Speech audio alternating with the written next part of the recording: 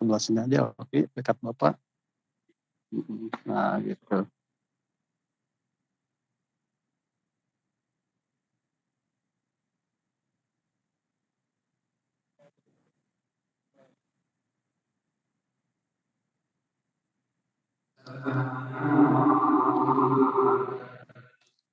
Assalamualaikum warahmatullahi wabarakatuh.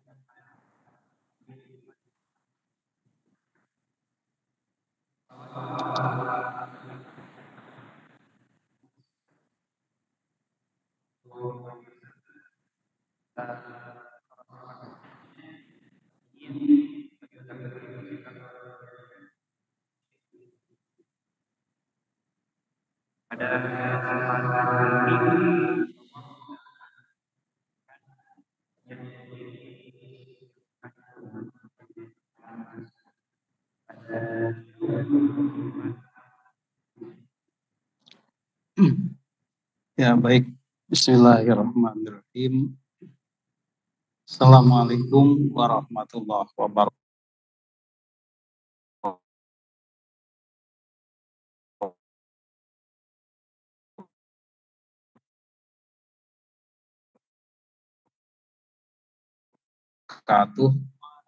Ta'inuhu wa nastaghfiruh wa sayyi'ati a'malina may yahdihillahu fala mudhillalah wa may yudhlilhu fala hadiyalah.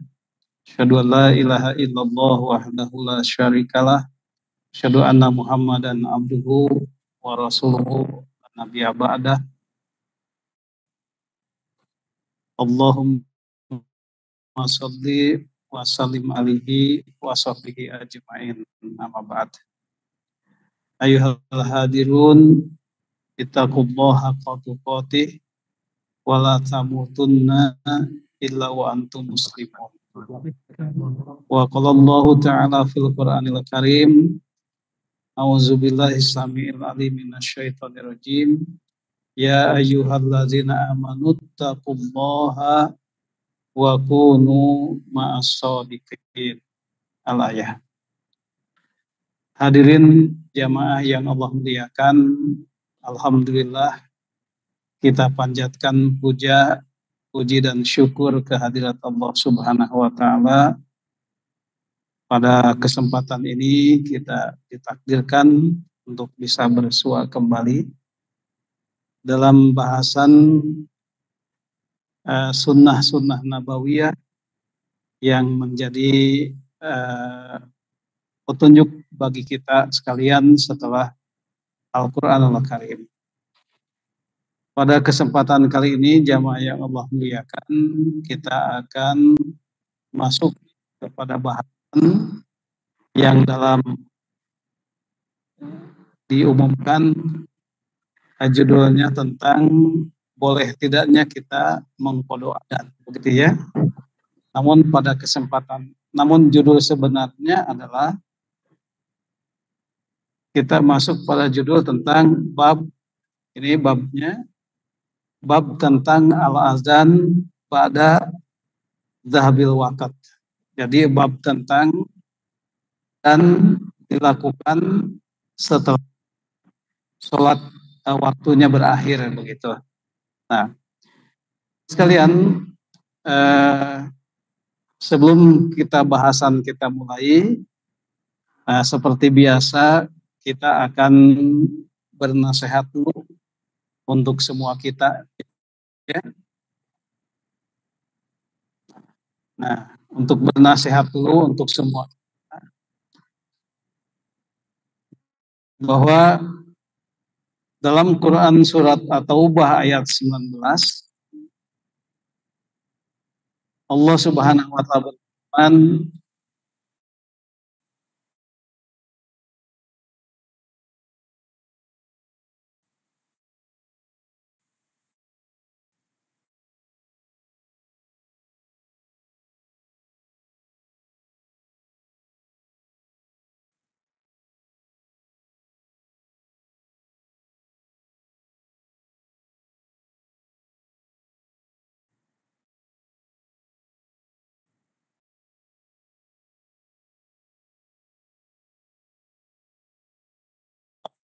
A'udzubillahi minasyaitonirrajim wa kunu ma'as shodiqin. Jadi, wahai orang-orang yang jadi perhatian kita.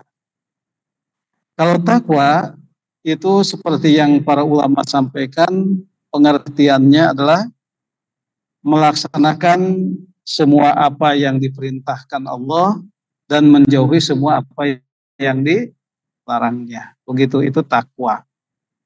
Sementara sidik adalah merupakan merupakan satu-satunya sifat, dari keimanan, gitu. Jadi, mas kalian adalah hendaknya kita bertakwa, hendaknya kita melaksanakan semua perintah Allah dan menjauhi semua larangannya.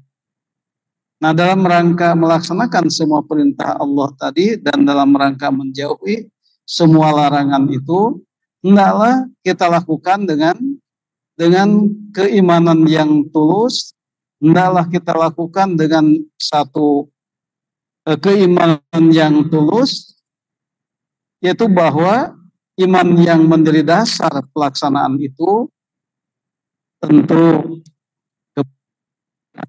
dikatakan sidik tadi. Jadi kalau jamaah sekalian, kalau kita berbicara tentang sidik, maka artinya agar kita itu, keimanan kita itu betul-betul menetapi sifat aslinya iman, yaitu sidik. Seperti dalam Quran surat Al-Hujurat ayat 15. Allah Subhanahu wa taala memberikan sebuah ta'rif, sebuah definisi tentang iman. Di sana Allah Subhanahu wa taala berfirman, innamal mu'minuna, hanya saja yang dimaksud dengan mukmin itu adalah alladzina amanu, mereka yang beriman, billah wa rasulih, beriman kepada Allah dan Rasulnya, tsumma lam yartabu, kemudian mereka tidak ragu-ragu, wajahadu, kemudian mereka berjihad, bi amwalihim, dengan harta mereka, wa anfusihim, dan dengan diri mereka, fisabilillah, di jalan Allah. Nah, kalau sifat iman mereka itu seperti itu, pertama beriman kepada Allah dan Rasulnya dengan konsekuensi yang sudah diiman kepada Allah dan Rasulnya tadi, kemudian berjihad dengan harta dan diri di jalan Allah, maka itulah humus shodiqun, orang seperti itu adalah yaitu sidik. Nah, ini jamaah sekalian yang dimaksud dengan bahwa ya ayyuhalladzina amanu, wahai orang-orang yang beriman, ittaqullaha, bertakwalah kalian kepada Allah. Nah, dalam proses bertakwa tadi, hendaklah kita ini menetapkan, menumbuhkannya di atas sidik tadi, begitu. Nah, ini jamaah sekalian, nasihat pertama yang ditujukan untuk semua kita, ya. Nah, kemudian jamaah sekalian, baik kita mulai kepada bahasan, namun seperti biasa kita mengulang bahasan yang kemarin, yaitu tentang waktu-waktu yang terlarang dalam sholat. Waktu yang terlarang dalam sholat itu diringkaskan dalam waktu setelah sholat subuh. Jadi waktu yang terlarang dalam sholat itu setelah sholat subuh sampai terbit matahari, dan matahari itu tinggi sampai kira-kira setinggi tumbak, begitu, itu tidak boleh ada sholat lagi.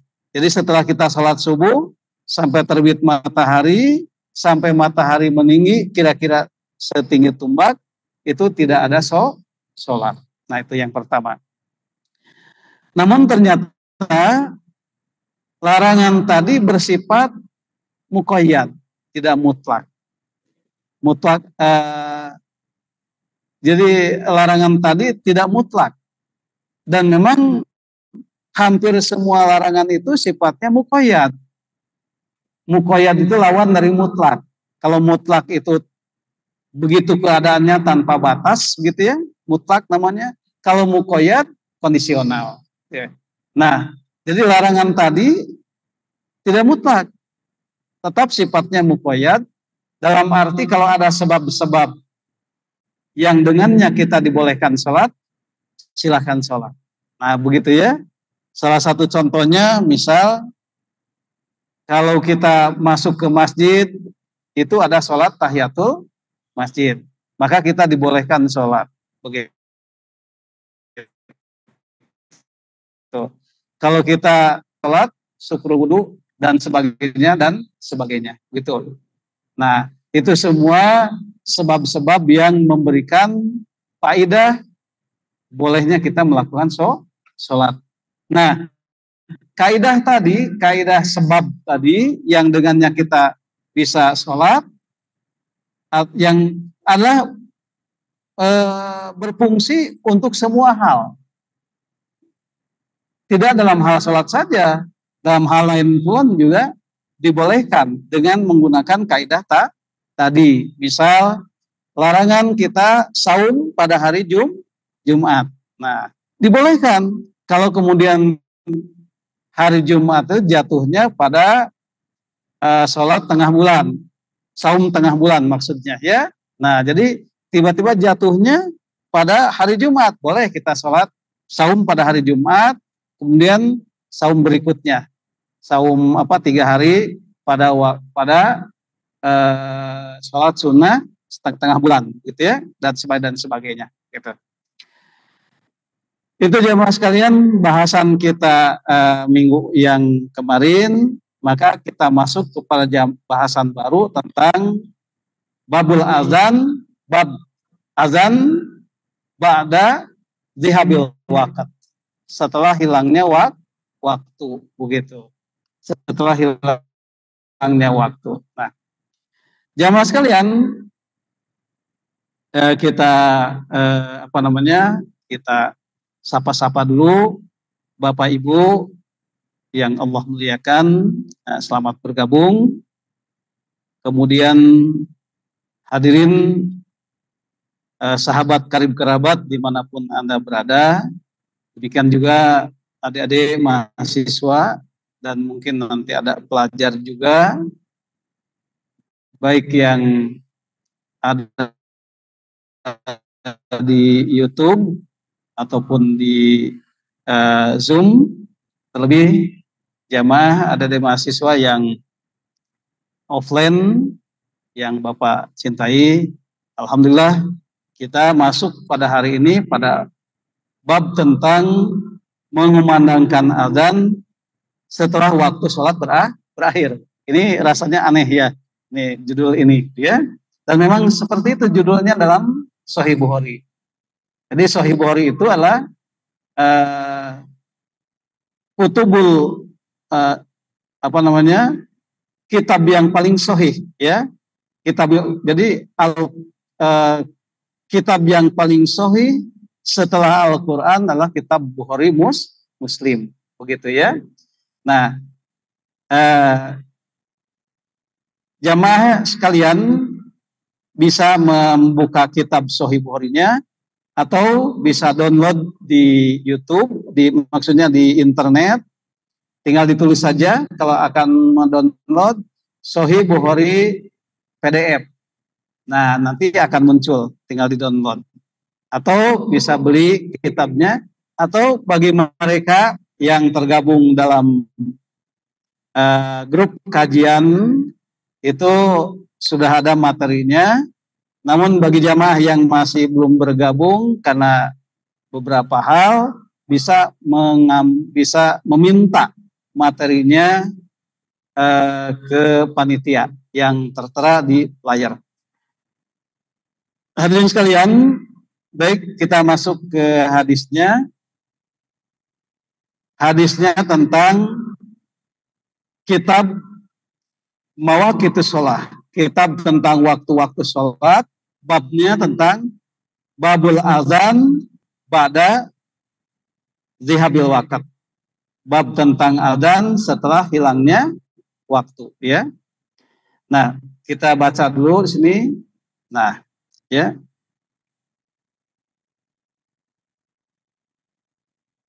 Hadatsana telah menceritakan kepada kami, maksudnya kepada Imam Bukhari. Ya. Siapa guru beliau? Yaitu Imran bin Maisarah. Imran bin Maisarah, gitu ya. Berarti Imran bin Maisarah adalah gurunya Imam Bukhari. Kemudian qala berkata itu Imran bin Maisarah. Katanya, haddatsana telah menceritakan kepada kami. Kami yang kedua siapa? Kami yang kedua itu Imran bin Maisarah. Nah, dalam rangka apa Imran bin Maisarah berkata? Dalam rangka mempertanggungjawabkan hadis yang diriwayatkan kepada Imam Bukhari. Kata beliau, telah menceritakan kepada kami siapa? yakni Muhammad bin Fudail. Nah, berarti Muhammad bin Fudail adalah sanad yang kedua dari Imam Bukhari.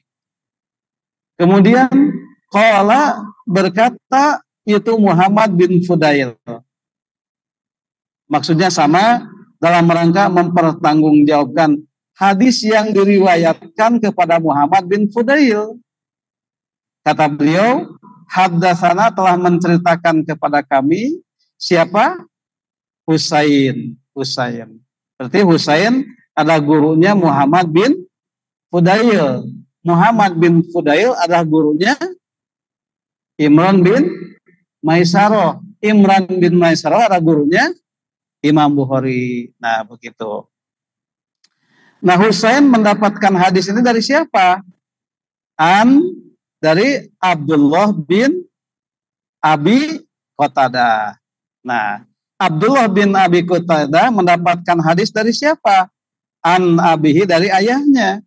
Itu ayahnya Abdullah bin Abu Qatadah, begitu ya. Nah, kemudian qala berkata, siapa yang berkata ini?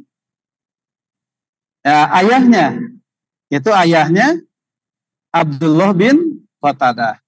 Nah, kata beliau, sirna, kami ini tengah berjalan-jalan, kami maksudnya kami sudah berjalan-jalan, kami sudah bersafar.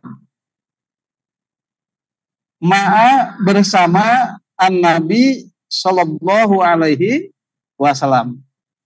Nah, kata ayahnya Abdullah bin Abi Qatadah, kami suatu saat berjalan-jalan bersama Nabi, yaitu lailatan pada malam hari. Nah, jadi pada malam hari sahabat bersama Nabi tengah bersafar, begitu ya, malam hari ini ya. Nah, kalau tidak salah ini pada perang Khaybar, ya, perang Khaybar. Jadi setelah perang Khaybar, Nabi bersama sahabat berjalan-jalan, bermusafir, ya, begitu. Nah, faqala, kemudian berkata, siapa yang berkata? Ba'dul kaum. Sebagian kaum berkata begini, lau seumpama arasta. Nah, seumpama engkau berkenan wahai Rasulullah bina bersama kami, ya. Seumpama engkau wahai Rasulullah berkenan bersama kami untuk singgah, maksudnya untuk singgah, untuk menginap, untuk bermalam begitu karena kelelahan gitu ya. Nah, kalau Nabi menjawab usulan tadi, akhafu, kata Nabi, kalau kita singgah, kalau kita bermalam, atau kalau kita ini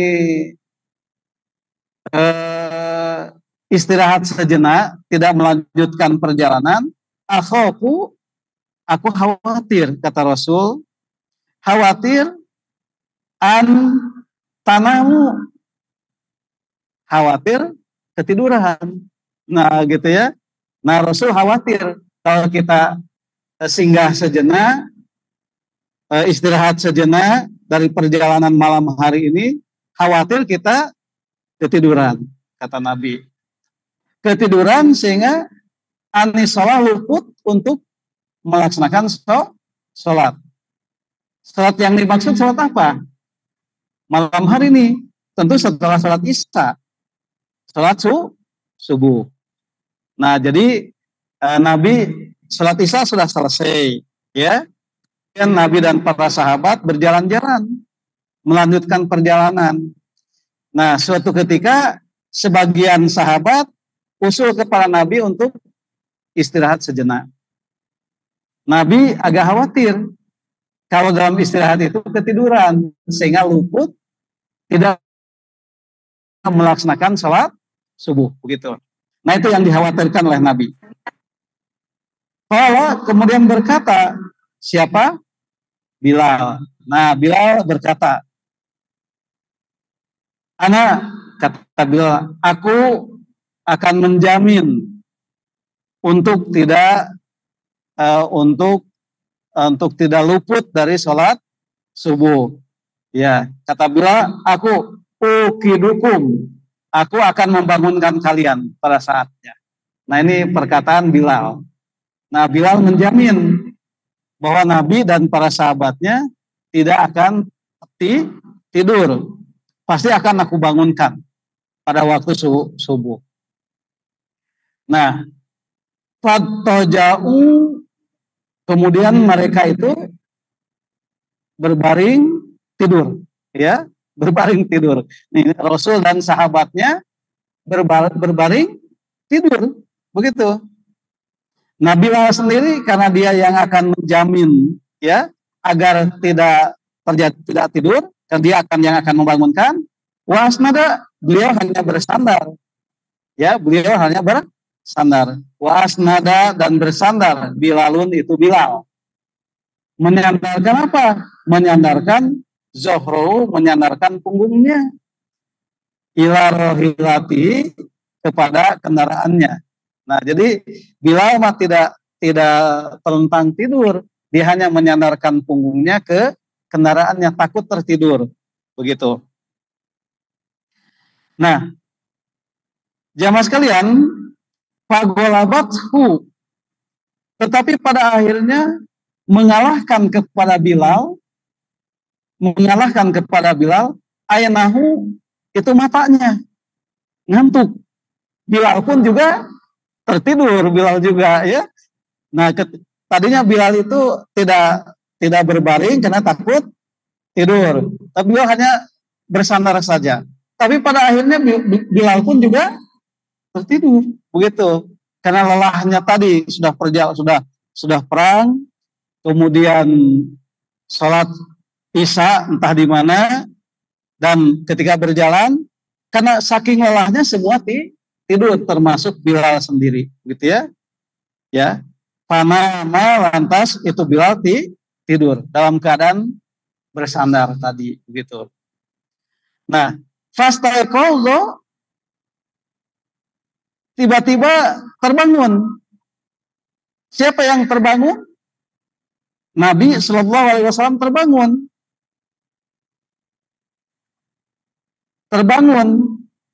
dalam keadaan waqad dan sungguh tola sudah terbit, hajihus syamsi, cahaya matahari sudah bersinar gitu, padahal belum sholat subuh. Nah ini jamaah sekalian ya. Nah ini apa adanya ya, ini hadis Nabi ini sahih ini. Nabi dan para sahabatnya tertidur, sholat subuhnya tidak terlaksanakan karena bangun saat matahari sudah terbit, gitu ya. Nah, faqala, kemudian Nabi berkata, ya Bilal, wahai Bilal, aina ma kunta, di mana ucapanmu tadi? Bukankah kamu itu sudah janji akan membangunkan, begitu ya? Nah, tetapi di mana? Bukankah engkau wahai Bilal sudah berkata akan membangunkan, katanya gitu ya? Nah, kemudian qala, Bilal menjawab, ya, ma'ulqiyat, sesuatu sudah diberikan alaya, yaitu kepadaku, naumatun, tidur. Artinya aku sudah tertidur, katanya Rasulullah, aku pun juga tertidur, gitu ya. Misluhakiton, seperti itu.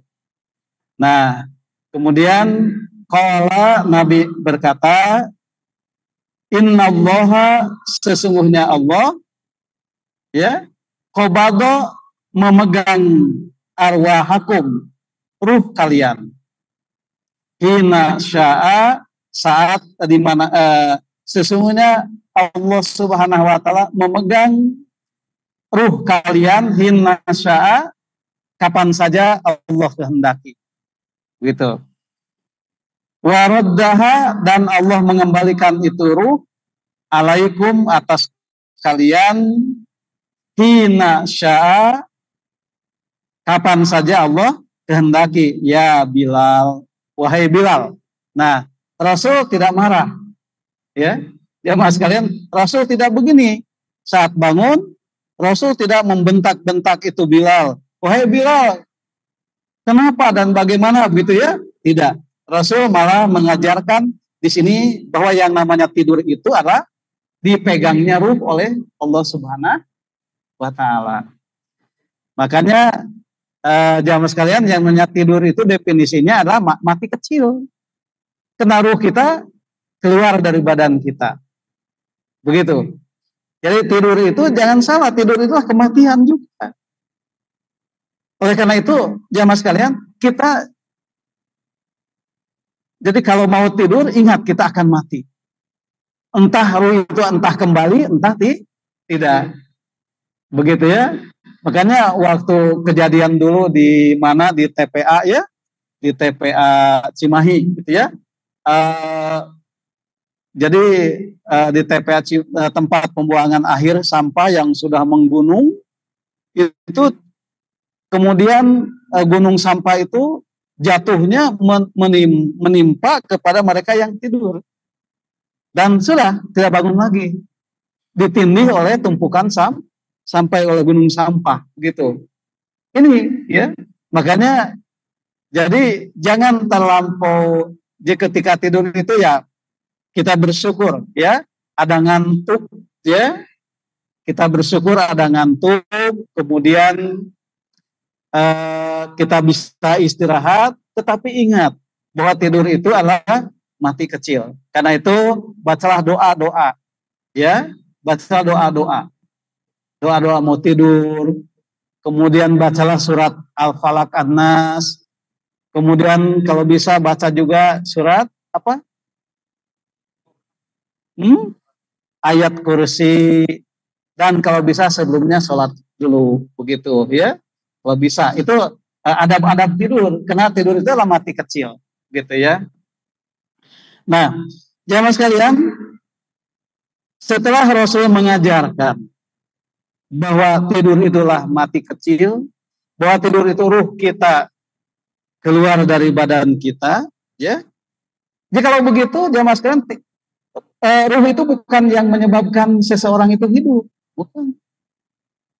Ya, jamaah sekalian, ya. Jadi orang-orang senantiasa mendefinisikan mati itu dengan hilangnya ruh, begitu ya. Padahal ruh itu tidak sesuatu yang tidak menyebabkan dia hidup atau mati, gitu ya. Ruh yang menyebabkan seseorang itu sadar atau tidak, begitu. Jadi manusia itu terdiri dari 3 kalau begitu. Ada jasad, ada nyawa yang menjadi mekanisme hidup, dan ada ruh yang menyebabkan kita sadar.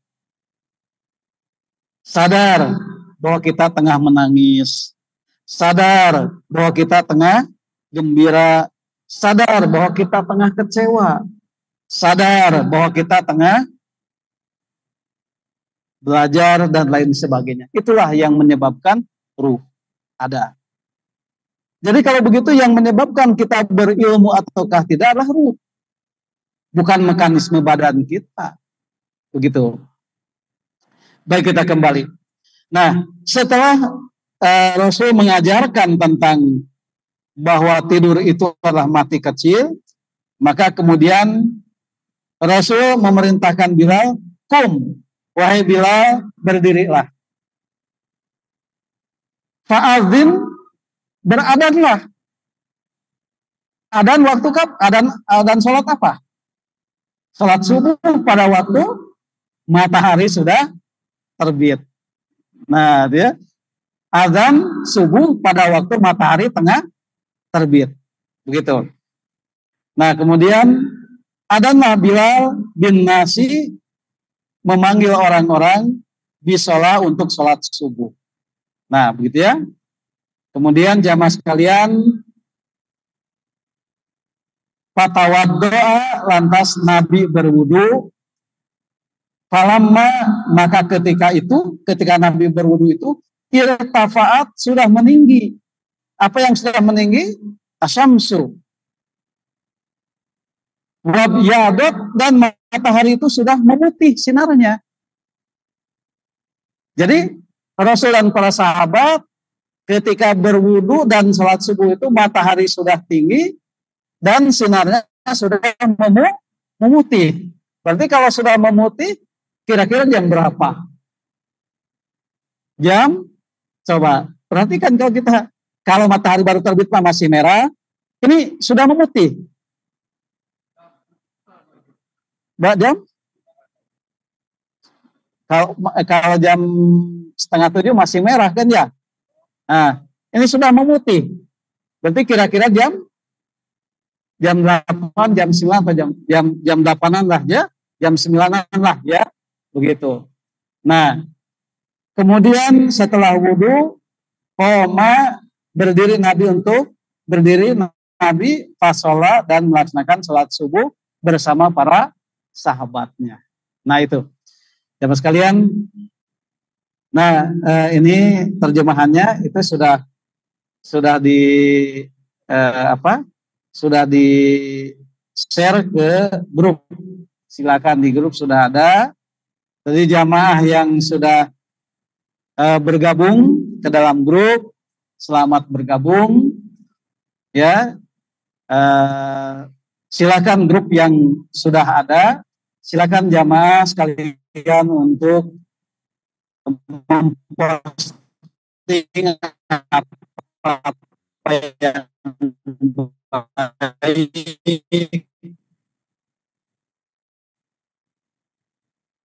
berupa nasihat,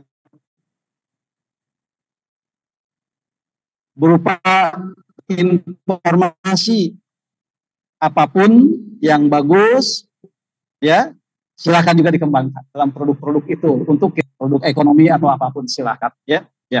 Nah, jamaah sekalian, kita lihat penjelasannya dari hadis tadi, jamaah sekalian. Terus kita gelap. Hadis ini menjelaskan tentang keharusan mengumandangkan azan ketika kita qada sholat subuh dengan beberapa dalil berikut. Salah satunya ada dalil, ini belum sempat Arabnya dituliskan ya. Nah ini, barang siapa yang tertidur dari mengerjakan sholat atau lupa daripadanya, maka hendaklah ia mengerjakan saat ingat. Jika kita tertidur, sholatnya kapan? Ketika kita ingat. Dalilnya dasarnya apa? Ya tadi, di samping dalil ini. Nah maksudnya, orang yang tidur, kemudian dia sholat, itu disamakan dengan ketika dia masuk waktu sholat. Nah, jadi ketika seseorang dan ingat, ya, sadar, nah, itu disamakan dengan orang yang masuk waktu sholat. Begitu. Ulangi, orang yang tidur, kemudian terlewat salah satu waktu sholat, misalnya terlewat sholat zuhur atau sholat subuh sesuai dengan konteks hadis ini. Nah dia bangun, berarti orang yang tadi ketika bangun dia disamakan dengan dia dia masuk waktu sholat, awal waktu maksud sholat. Makanya karena awal waktu mau sholat tadi, masuk waktu sholat tadi, dia disyariatkan azan begitu. Ya. Nah kemudian ada hadis juga, mohon maaf nih, lafaz Arabnya tidak tersampaikan. Ya, apabila sholat telah tiba, maka hendaklah seseorang di antara kalian mengumandangkan azan untuk kalian. Ini dasar-dasarnya kenapa kita disyariatkan untuk mengumandangkan mengumandangkan azan walaupun terlambat. Begitu. Yang keempat, coba jamaah sekalian kita lihat hukum mengumandangkan azan saat selesai waktu sholat adalah sunnah. Hukumnya sunnah. Menurut madhab Hambali. Gitu ya. Jadi hukumnya apa? Wajib nggak mengumandangkan azan itu? Walaupun terlambat tadi. Hukumnya sunnah. Menurut Imam madhab Hambali. Sementara yang lainnya mewajibkan. Ya, mewajibkan. Nah, jamaah sekalian, nih kita sapa dulu Bapak dan Ibu, kemudian juga sahabat karib kerabat dimanapun Anda berada. Kemudian jamaah, adik-adik mahasiswa dan pelajar, baik yang di YouTube, di Zoom maupun yang tengah offline yang Bapak cintai. Seperti itu bahasan kita. Baik, kita masuk kepada poin nomor 5. Hadis ini menjadi dalil agar kita bisa menahan diri dari tidur jika waktu sholat segera tiba. Begitu. Nabi mengatakan tadi, aku khawatir, akhafu antanamu. Nah, Rasul tadinya menolak untuk istirahat saja karena khawatir ketiduran. Nah, ini hadis ini menjadi dalil sebaiknya kita menahan diri dari tidur jika waktu sholat segera tiba. Begitu. Nah, yang keenam, hadis ini menunjukkan pelajaran bahwa ucapan insya Allah hendaknya diucapkan. Dalam hal ini, jamaah sekalian, Bilal tidak mengucapkan insya Allah. Begitu. Bilal yang tadi menjamin akan membangunkan, itu tidak mengucapkan insya Allah. Kata Bilal, ukibukum, aku akan membangunkan kalian. Dengan yakinnya, begitu.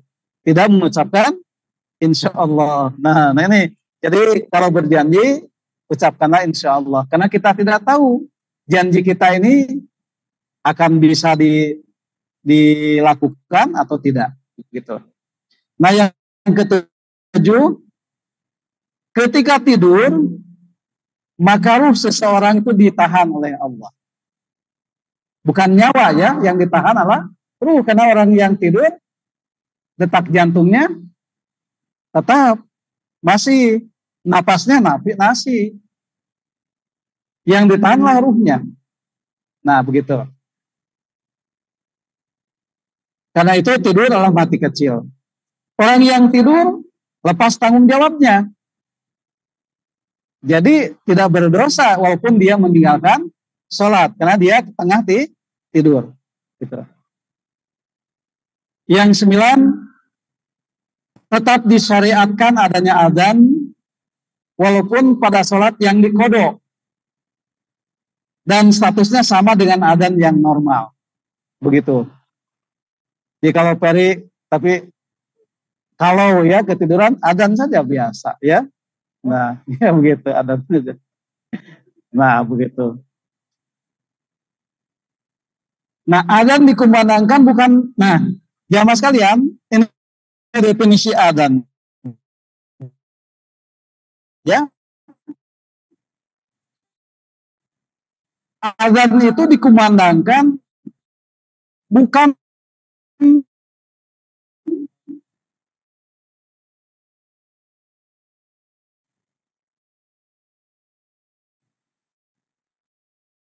tanda masuknya waktu sholat.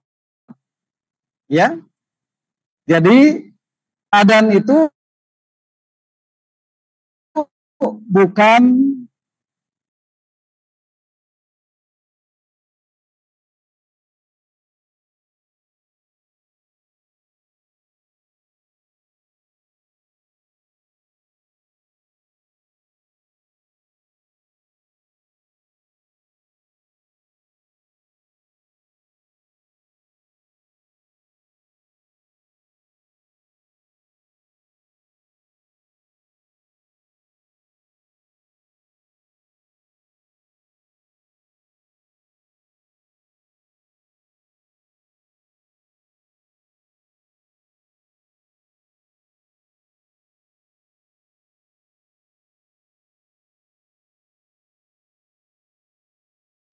setiap momen Rasulullah menyampaikan pelajaran. Nah, yang tadi di kelas nih, Kang Ali, Kang Salam ya, Teh Dina, dan teman-teman Teh Ijah, Teh Nisa, ini Bapak nggak pakai kacamata, nggak kelihatan ya. Ya, jadi kapan Rasul memberikan pelajaran? Setiap momen. Ketika Rasul bersama sahabat ketiduran, begitu. Nah, ketidurannya itu menjadikan momen untuk mengajarkan apa itu tidur. Bahwa tidur itu adalah mati kecil. Nah, gitu ya. Jadi, pembelajaran yang dilakukan oleh Nabi itu mengajarkan kapan saja. Setiap momen adalah sumber belajar. Gitu. Baik itu jamaah sekalian, Bapak dan Ibu, kemudian sahabat karib kerabat, jamaah, ada di mahasiswa, dan pelajar yang di YouTube, dan terlebih yang ada di yang tengah offline, bahasan kita hari ini, maka kita buka dengan forum bertanya. Ya, silakan.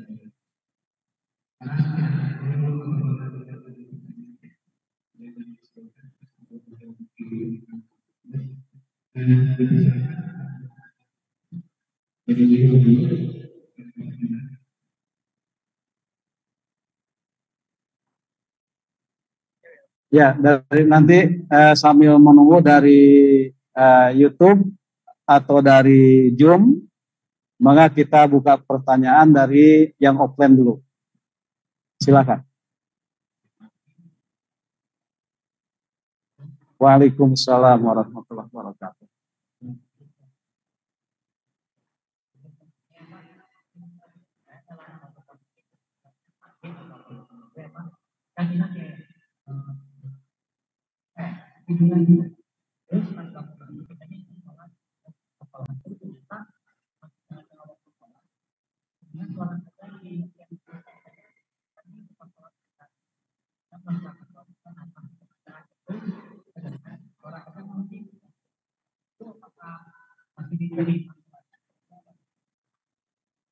Waktu sholatnya mendengar azan yang mana?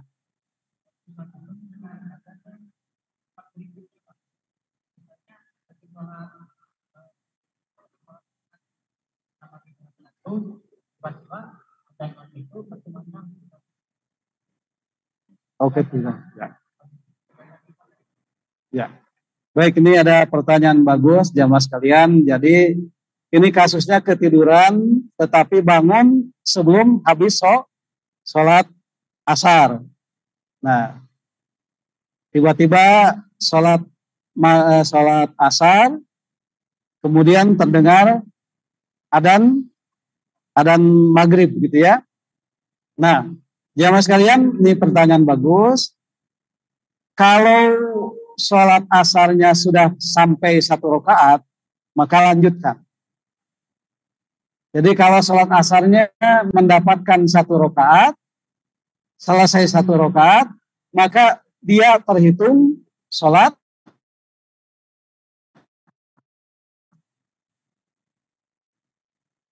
asar. Begitu.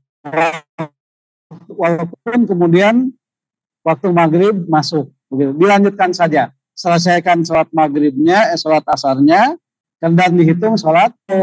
Dia mendapatkan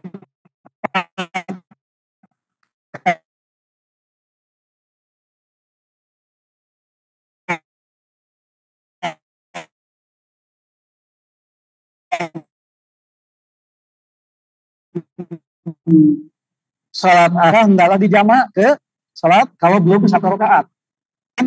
Dijamak ke sholat, insya Allah mudah. Syariat Allah itu sangat sangat mudah ya. Baik, dari Zoom, menunggu dari Zoom atau dari YouTube, kita silakan ke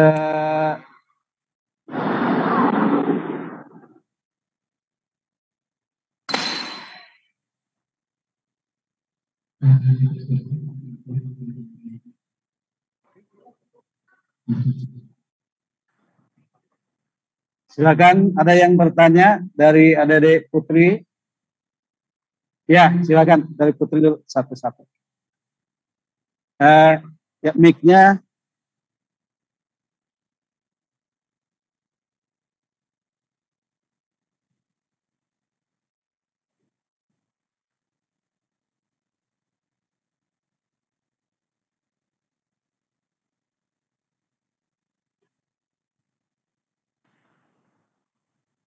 Ya, ya mas kalian sambil nunggu ada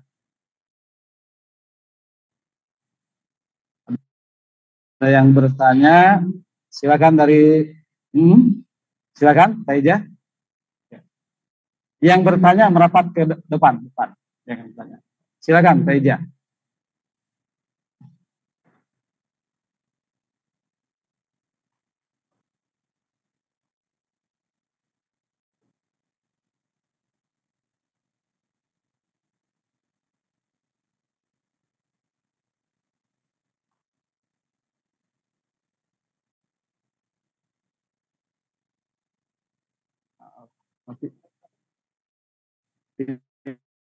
Dilanjutkan Bapak Kirang jelas.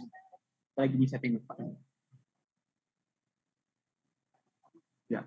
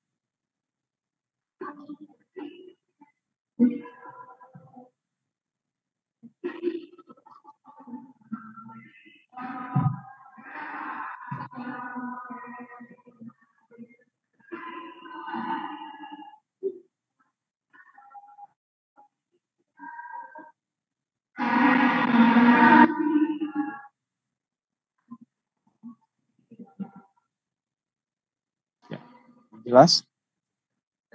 Apakah seluruh perkataan atau Jadi intinya, Teh Ija, apakah semua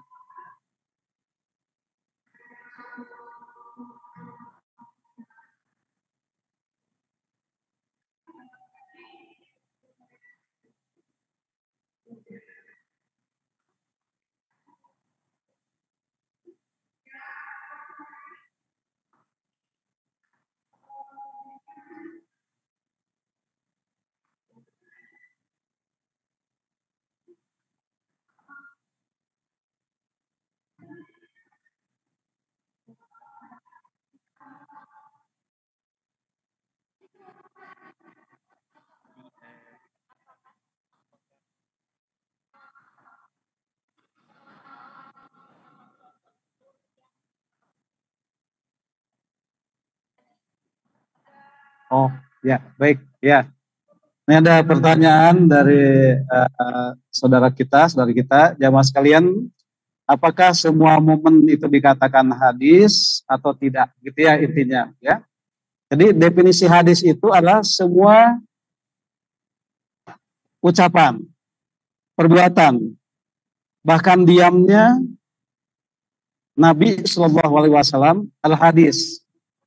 Baik beliau sebelum diutus menjadi Rasul atau setelahnya. Itulah hadis Nabi. Jadi hadis Nabi itu semua apa yang disandarkan kepada Nabi, baik itu ucapannya, perbuatannya, diamnya, adalah hadis Nabi. Begitu. Hanya persoalannya mungkin yang ditanyakan, apakah semuanya apakah semuanya itu jadi syariat atau tidak? Nah itu ya yang jadi pertanyaan. Nah kalau terkait dengan apakah itu sudah jadi syariat atau tidaknya, itu adalah pengertian hadis berdasarkan sudut pandang hukum. Nah ya, jadi kalau sudut pandang ahli fikih, ahli hukum, maka yang disebut dengan hadis itu semua perbuatan Nabi, semua ucapan Nabi, semua diamnya Nabi yang bermuatan hukum, maka itu adalah hukum. Begitu. Nah, misal Nabi memakai unta, bermuatan hukum tidak? Tidak, itu mah bermuatan budaya. Tidak perlu diikuti. Kalau Nabi itu pakai unta, kita pakai mobil, pakai kendaraan yang ada hari ini. Jangan memaksakan diri nyewa ke unta dari kebun binatang. Nah kan begitu, ya. Nah gitu. Nah jadi kalau kita cerita soal hukum, maka definisi hadis itu adalah semua yang bermuatan hukum. Begitu. Maka itu hadis Nabi. Tetapi kalau kita cerita soal kecintaan kita kepada Nabi, bahwa Nabi itu sebagai uswah hasanah, sebagai uswah dan qudwah hasanah, maka semua perilaku Nabi itu seyogianya dicontoh. Nah, tetapi apabila kita tidak mampu mencontoh perilaku Nabi, maka jatuhlah kepada persoalan definisi fikih tadi. Nah, misal kita tidak bisa mencontoh sholat tahajudnya Nabi setiap malam. Nah, kemudian kita tanya, berdosa tidak? Nah, itu sudah mengarahkan definisi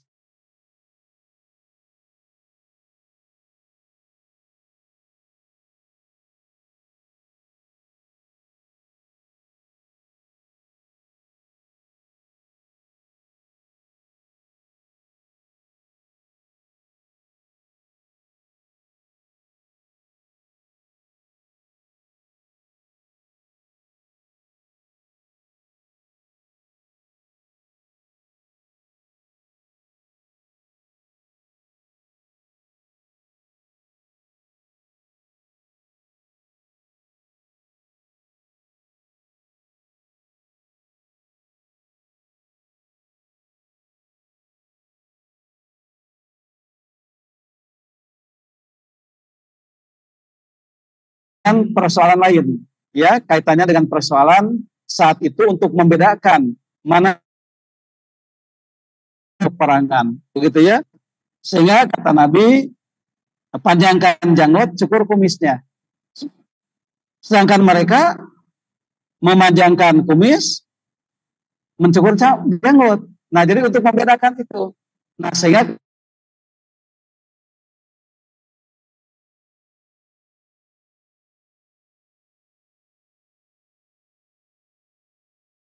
tidak melanggar hukum. Tidak melanggar hukum. Ya. Nah, tetapi kalau mencintai Nabi, dasarnya silahkan. Ya, mencintai Nabi, dasarnya silahkan. Demikian juga yang putri, ya, sama begitu. Kalau pelanggaran itu, dengan pelanggaran itu kita ingin tahu apakah itu berdosa atau tidaknya, maka ini memaksa kita untuk mendefinisikan hadis berdasarkan ahli usul, ahli fikih, ahli usul atau ahli fikih. Nah, begitu. Jadi definisi hadis menurut ahli usul dengan definisi hadis menurut ulama muhadisin berbeda. Nah, begitu. Baik. Dari ini ada pertanyaan dari Teh Dewi, ya. Ingin meminta pandangan tentang Isra Mi'raj. Begitu. Nah, di manakah letak Masjid Aqsa saat itu? Kata beliau. Soalnya ada yang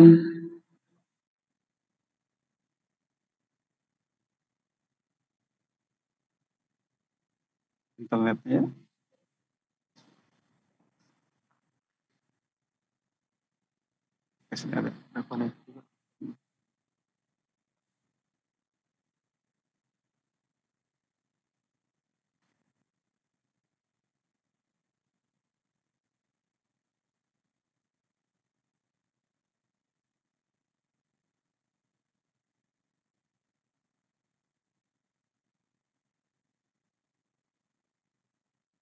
Ada ini internetnya jadi di sini kurang stabil ya di masjid. Ya. Yang mana?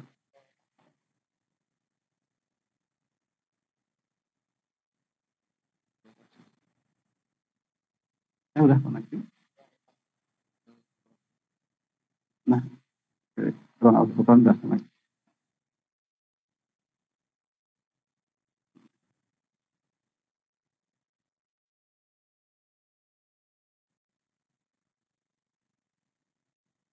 Kemana lagi?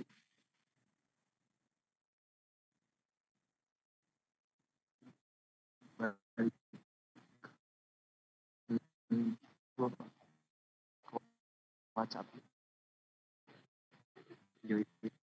Oh, oh, WhatsApp-nya enggak ditutup.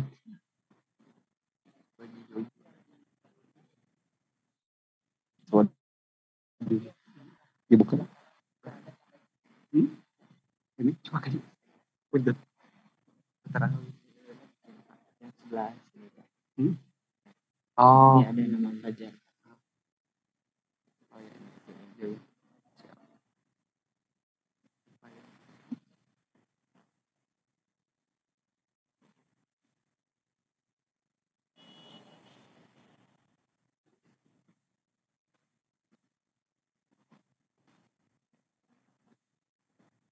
Ya, mohon maaf pada gangguan. Jamaah sekalian, kembali ke chat tadi ya. Pertanyaan dari Teh Dewi. Ya. Pertanyaan dari Dewi sini baik gimana kalau tak ya. Sebelum dikatakan ada yang berpendapat bahwasanya sebelum suami itu tidak ada masih jadi baru ada setelah jadi pertanyaan itu sebelum gimana kalau letak ya. Baik. Jadi Masjid Aqsa itu sebenarnya ada dua. Ada Masjid Aqsa yang dibangun oleh oleh Umar bin Khattab, kalau tak salah ya. Ada Masjid Aqsa yang dibangun oleh Umar bin Khattab, dan ada Masjid Aqsa persinggahan Nabi waktu Isra Mi'raj, waktu Isra ya. Nah, saat itu ketika Umar datang, ketika Yerusalem itu dikuasai oleh kaum muslimin ya, Umar datang ke sana dan bertanya di mana sesungguhnya Masjid Aqsa tempat persinggahan Nabi waktu Mi'raj, Isra, waktu Isra tadi. Kemudian orang-orang menunjukkan ke suatu tempat yang di sana waktu itu banyak sampah, tempat sampah. Nah, yang kemudian sekarang disebutnya sebagai kubah batu itu. Nah, itu Masjid Aqsa yang asli itu yang kubah batu itu. Yang waktu itu ketika Umar datang ke sana, Umar bin Khattab datang, itu dipakai tempat sampah oleh orang-orang Yahudi. Gitu ya, tempat sampah, sehingga oleh Umar dibersihkan dan kemudian sampai hari ini ya. Nah, adapun kemudian Masjid Aqsa yang sekarang yang besar itu adalah dibangun oleh Sayyidina Umar bin Khattab begitu ya. Nah, itu kalau tak salah begitu. Jadi bukan ke masjid yang itu, tetapi ke Masjid Aqsa yang batu berkubah tadi yang ada di komplek Masjid Batu Aqsa ya, gitu. Itu.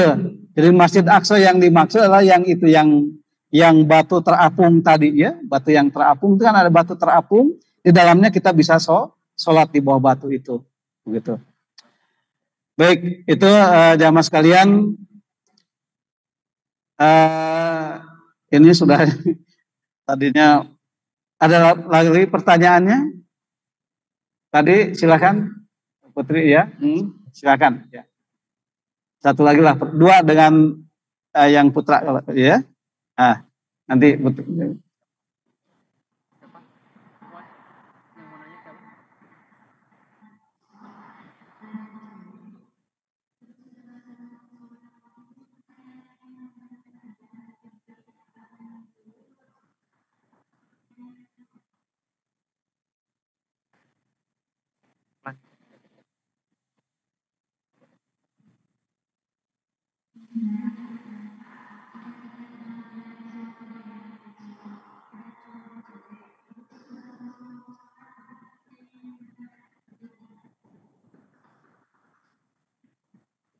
mana? Di suatu pelosok, pergi ke suatu pelosok, ini udah masuk waktu sholat, namun yang azan ketika kita melaksanakan sholat Pak, apakah azan baru sholat atau langsung sholat lagi? Ya, itu sendiri atau berjamaah? Ada teman-teman. Oh. Tapi setelah itu ada azan nggak? Jadi artinya jauh dari masjid. Ya, itu kembali ke ijtihad kita. Tapi jangan semua berijtihad. Seorang saja. Nah, jadi artinya dimusyawarahkan apakah ini sudah masuk waktu sholat atau belum. Kalau sudah waktu sholat, silakan azan. Azan untuk siapa? Untuk kita. Ya, untuk kita. Jadi nggak usah pakai speaker. Yang penting terdengar oleh kita saja. Gitu. Ya. Alhamdulillah. Sama-sama.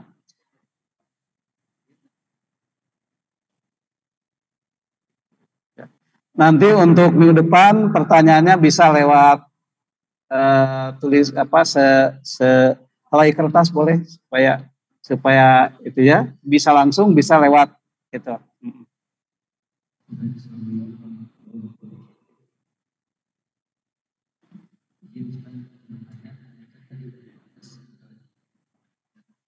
Nabi ketiduran yang sekitar lalu terbangun ternyata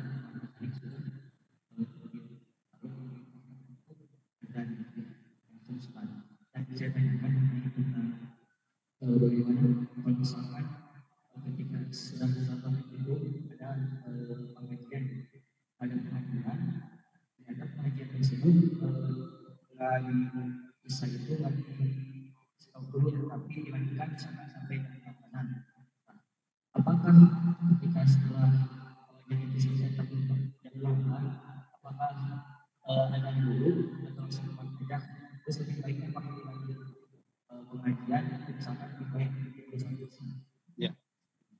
Baik, ini ada pertanyaan bagus jamaah sekalian. Jadi pengajian pada maghrib, kemudian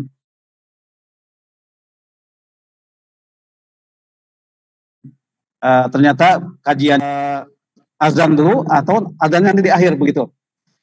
Jamaah sekalian, kalau masjid itu adalah tempat sholat semua kita, bukan yang ngaji saja, tetapi siapapun yang lewat, siapapun yang singgah, pasti sholatnya di masjid itu.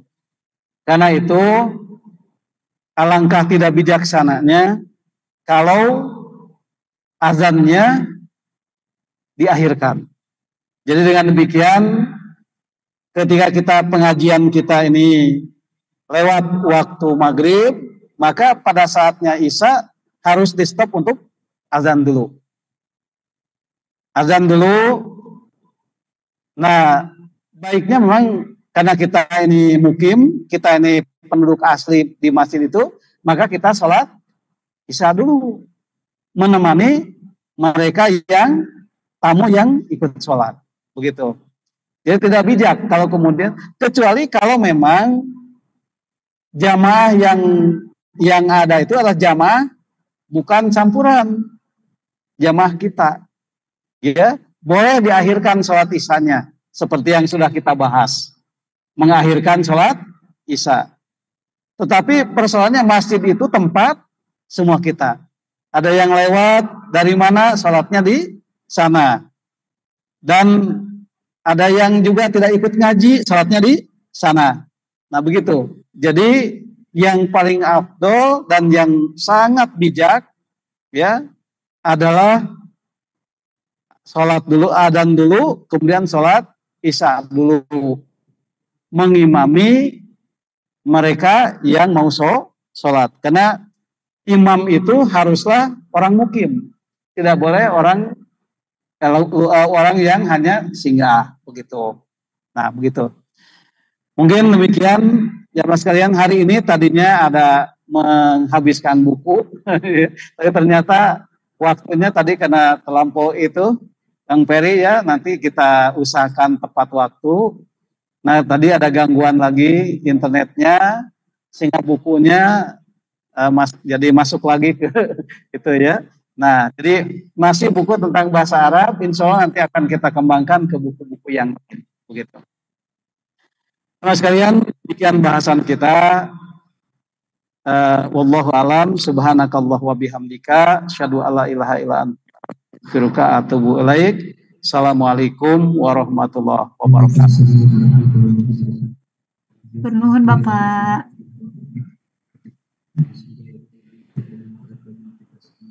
Dan juga